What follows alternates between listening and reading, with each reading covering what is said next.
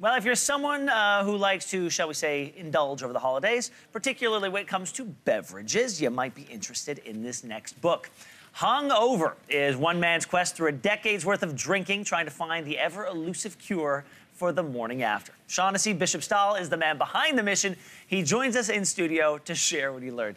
Thank you so much for being here, and thank you for this book. No problem. Okay, so it struck me as a little odd that not a lot of real research has been done in this endeavor.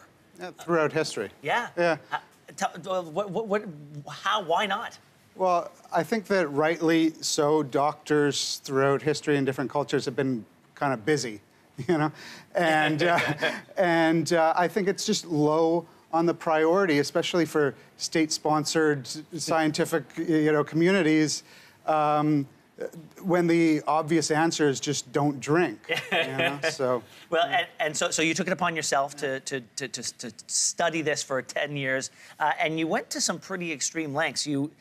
I mean, we've all heard the expression, what happens in Vegas stays in Vegas, but for you, it's what happened above Vegas, where you actually you went drinking and then you went in a plane? Well, you missed a step in the middle that made it purposeful. So I went down to Vegas. I would indulge a little too much. Yeah. And then I'd go to this place called Hangover Heaven, which was a clinic that was run by the self-purported hangover doctor. Okay. And so I'd go imbibe too much, go put myself in his hands. Yeah. He'd try to fix me with some IV drips and various things. And then I'd go try to test out his cure by doing things you would never, ever want to do with a hangover. For example, driving a Ferrari around a 10-turn track and shooting bazookas and flying a fighter jet in a mock dogfight. Went to a mariachi concert, things like that, just to test out really how well he'd done. And